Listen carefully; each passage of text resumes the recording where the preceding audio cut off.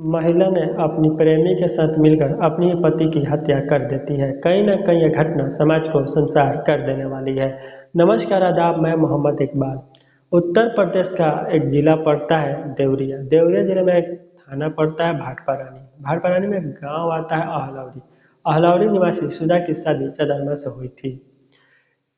इनका 7 साल का एक बेटा रहता है। चंद्रमा का उम्र लगभग 40 वर्ष, सुधा की उम्र लगभग 35 वर्ष। सुधा की मां इसी गांव के प्राथमिक विद्यालय में रसोइया की काम करती है। सुधा कभी कभी विद्यालय जाकर अपनी मां की मदद करती थी। इसी दौरान प्राथमिक विद्यालय के हेडमास्टर सुभाष यादव से हो जाती है।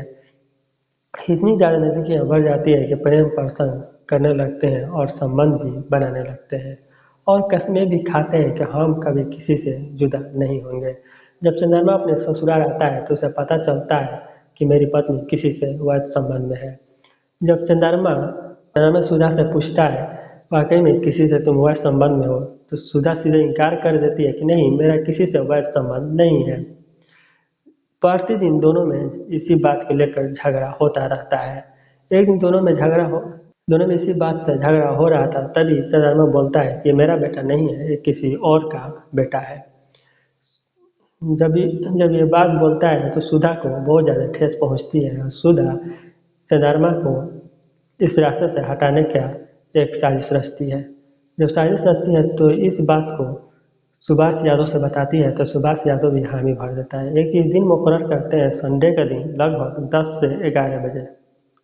जब चंद्रमा गहरी नींद में सो रहा था, दोनों ने मिलकर गला घोंटकर चंद्रमा का हत्या कर देते हैं। जब हत्या कर देते हैं उसके बाद शव को भूसौल में दबा देते हैं। लगभग 2 बजे रात को शव को भूसौल से निकालते हैं, शमशान घाट की तरफ फेंक देते हैं।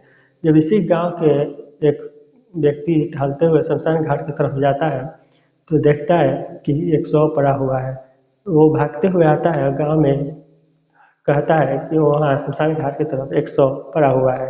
जब एक एक लोग इकट्ठा होना शुरू करते हैं उसके बाद प्रशासन को सूचना दी जाती है। प्रशासन मौके और दांत पर पहुंचती है और शव को अपने कब्जे में लेती है और पोस्टमार्टम के लिए भेज देती है। जब प्रशासन को कोई क्लू नहीं मिलता है तो खबरियों को काम पर लगा देते हैं। जब एक एक खबरी आकर पुलिस वाले से बताते हैं तो पुलिस वाले सुभाष यादव के घर छापा मारती है। जब छापा मारती है तो सुभाष यादव को अरेस्ट करके थाने लेकर आती है। सुभाष यादव से जब पूछताछ की जाती है तो सुभाष यादव इधर उधर की बातें करना शुरू कर देता है। जब सख्ती से पुलिस पूछताछ करती है तो सुभाष यादव अपने जुर्म कबूल करता है, बल्कि सुधा की नाम भी बता देता है। जब पुलिस सुधा जब नाम बताता है तो सुधा के घर में जब पुलिस छापा मारती है, जब सुधा का अरेस्ट करके लेके आती है तो सुधा से भी जब पूछताछ करती है तो सुधा भी इधर उधर की बातें करना शुरू कर देती है। जब सुधा के सामने सुभाष यादव को लाया जाता है, सुधा भी अपना जुर्म कबूल कर लेती है। जब जुर्म अपना कबूल करती है तो शक मुकदमे दर्ज करके दोनों को जेल भेज दिया जाता है। मुझे किसी को परेशान नहीं करना था, नहीं मुझे किसी को तकलीफ पहुंचाना था। अब जहाँ भी रहे अपनों के साथ सुरक्षित रहें। जय हिंद, जय भारत।